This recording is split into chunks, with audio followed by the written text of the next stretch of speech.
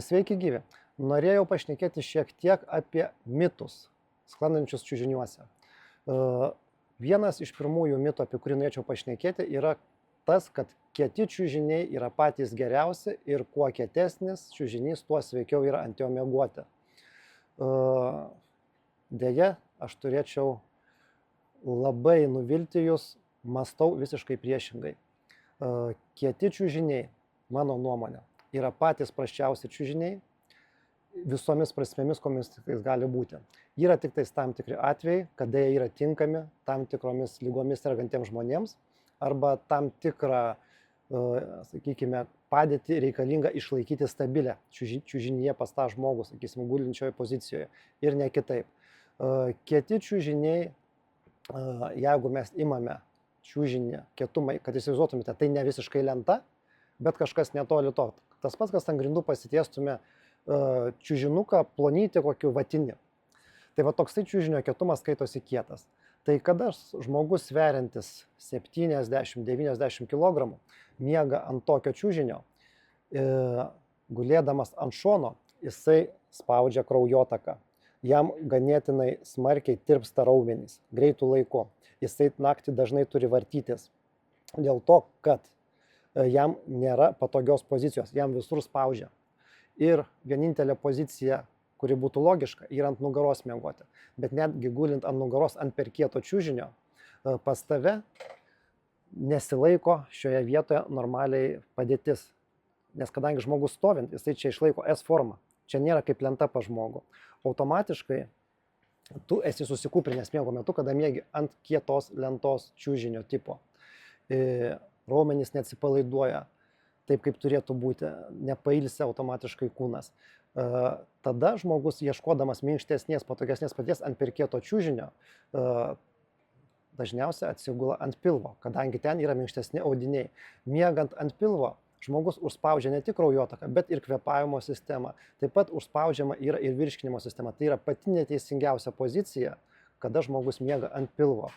Ir pastebėjau iš savo patirties keliasdešimt metų, kad būtent žmonės, kurie man prisipažino, kad miegojo tiek vaikystėje, tiek visą savo gyvenimą ant kietų čiužinių, iš tikrųjų ir įprato miegoti ant pilvo.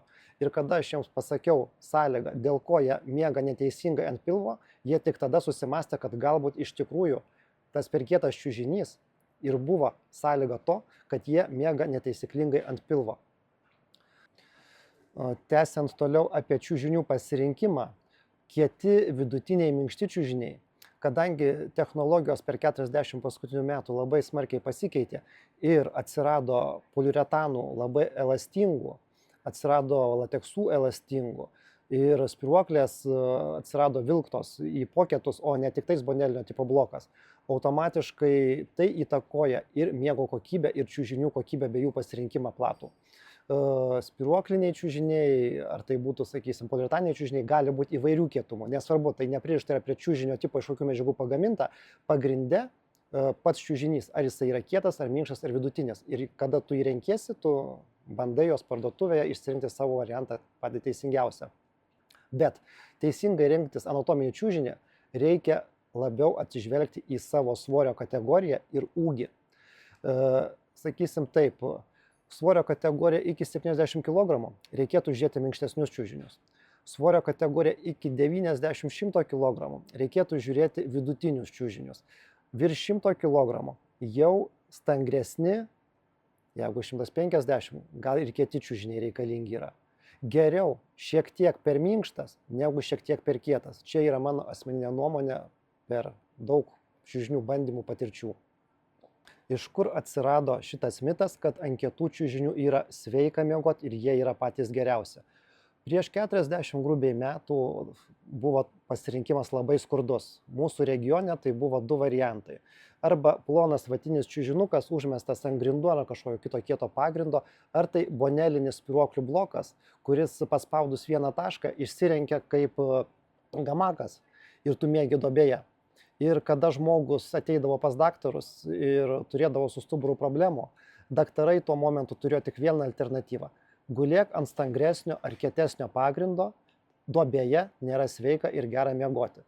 Vat nuo tų laikų iki šiai dienai labai stipriai įsišaknijo šitas požiūris, kad kiečiau yra sveikiau, kiečiau yra geriau, nes daktarai taip rekomendavo. Bet daktarai rekomendavo ne dėl to šitą vienintelį variantą kiečiau, stangriau tuo momentu, kad tai buvo teisinga, o dėl to, kad tai buvo vos ne vienintelis variantas, iš ko galėjai pasirinkti bent kažkiek teisingesnį miegą.